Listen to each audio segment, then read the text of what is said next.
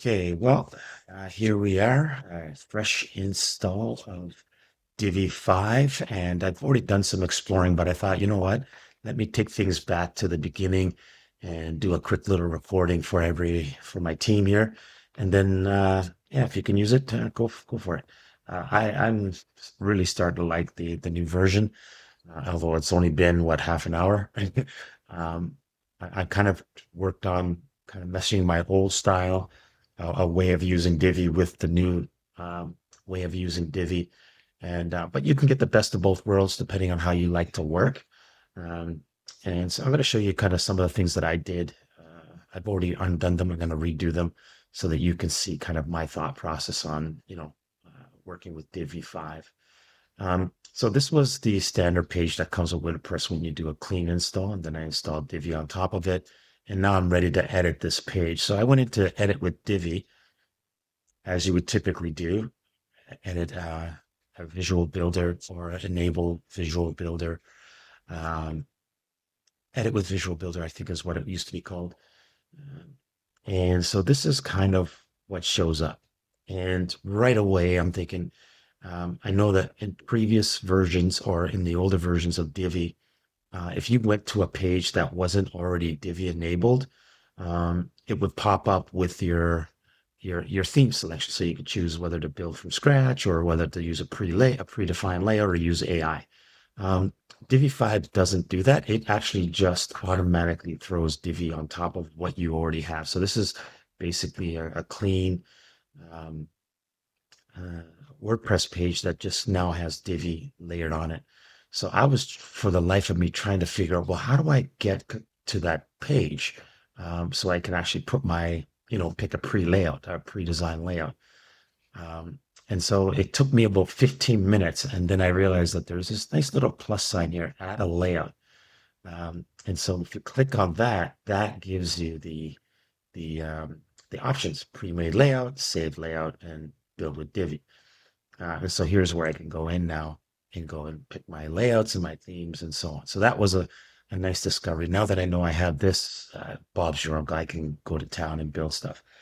And so what I started doing was I went to this one here is the one that I chose here. And it's the same thing. Use this layout, replace the existing content.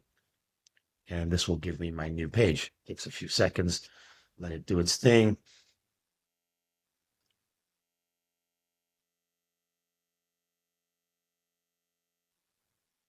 And so now we have the nice layout rather than that default page. And I can begin to work on this. What you'll also notice now is, remember that purple button that used to be in the middle? That has now been transformed into this toolbar across the top here. And so you can choose your tablets, your phone mode. You could choose the maximum width, et cetera, et cetera.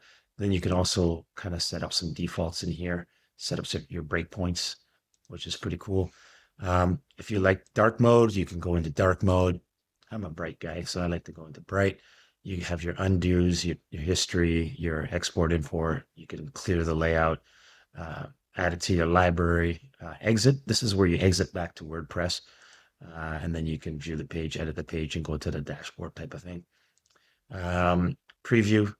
This allows you to jump into actually opens up another page, previewing the site. And then you can obviously save. So I'm going to save this just so I don't lose my page. Remember that little pop-up whenever you clicked on a mouse or clicked on a gear icon? It no longer doesn't pop up. There's actually now this little window bar on the side here. And you can choose which side it shows up on. By default, it shows up on the right. That's what it was before. I changed it, but you would typically go right here, builder settings, and you can set where it shows up. You can set it up on the right side, right? So now if you're editing any of your content and so on, all the options are here: text, images, links, background. You can loop an element.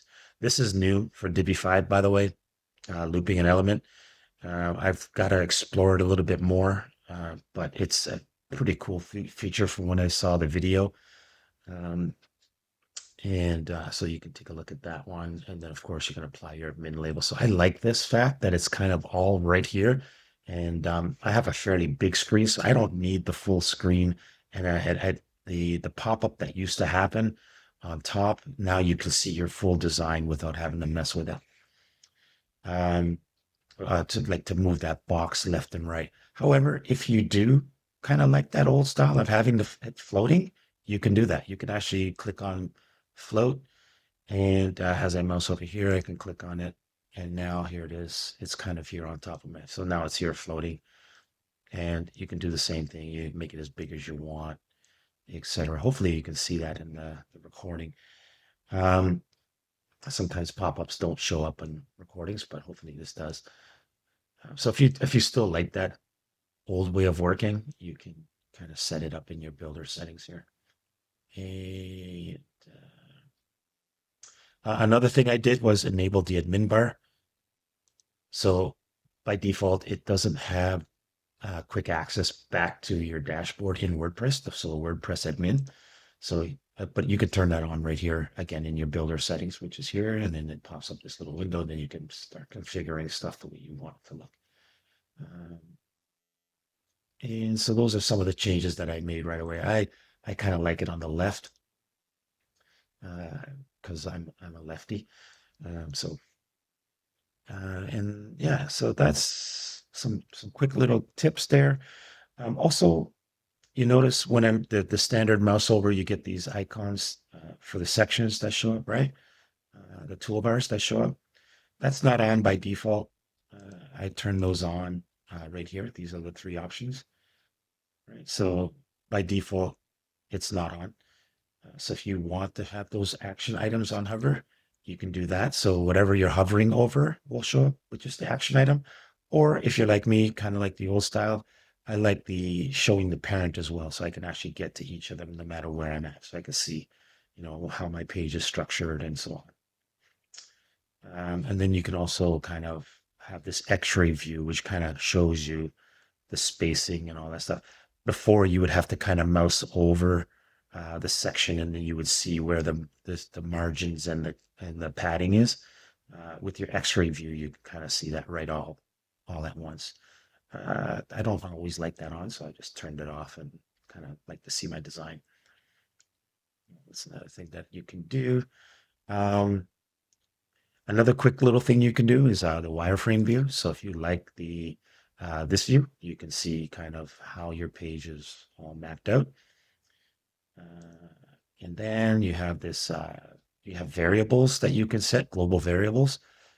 So fonts, colors, all that kind of stuff. And they have that all kind of set up in here. You can add another global color. So it's all very handy. I really like this. And then you have your inspector. You can, see what's going on with different things. So content, so on. You can also see your layers. This is, you would typically have to go to the three icons on the pop-up before. Now you can see your layers, and you can expand down to see what's going on in here. Again, this is down here in the bottom left corner. So yeah, these are all the nice little things like experiment, play around. If you like this on the right, you can float it to the right. Some people like to do that so that you can have your left open. So, right, you can have everything on the right. So if you're modifying content, it's over here. But if you're messing with your layers, maybe it's over here. Right now, you've got the best of both worlds. Right. This helps in moving things around. Right, you can move your sections around pretty easily. So, so some people like that mode rather than having them all stacked up on the left. And I don't know if you can actually set that so that it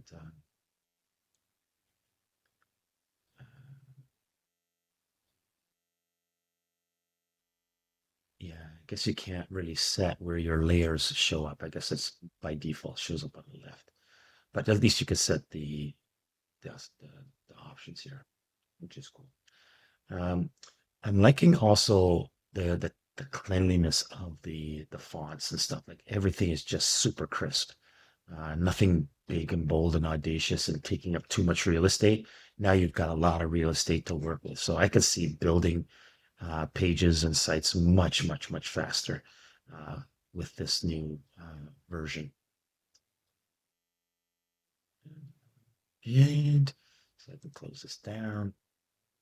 And yeah, next one. Oh, the other reason I like I turned on this toolbar here is so I can quickly add a page. I haven't found out a way yet on the Divi builder itself within the builder without, like if I turn off the admin bar, I don't know where the place is to build or to add a new page. Like I don't see an option for that. So um, by turning on the admin bar, now I have my new page option, or I can even duplicate this existing page as a draft, and then I can manage it that way. There's your 10-minute overview, or sort of 11 minutes now. And hope you enjoy it like I'm enjoying it. I'm going to play around some more and come up with another video for you. And I can just, well, it looks like I can actually, let me try. I just think I just discovered something else. If I turn on my layers down here, can I grab this and move it somewhere? Yeah, I can actually, I can drop it at the top here. So you can actually drag any of these bars anywhere you want, which is pretty cool. You drop it at the bottom. Yeah, so there you go. They're not fixed. You can actually drag them. I kind of like it on the left though. So oh, look at that. You can even add them as tabs. This is so cool. I'm really having fun now.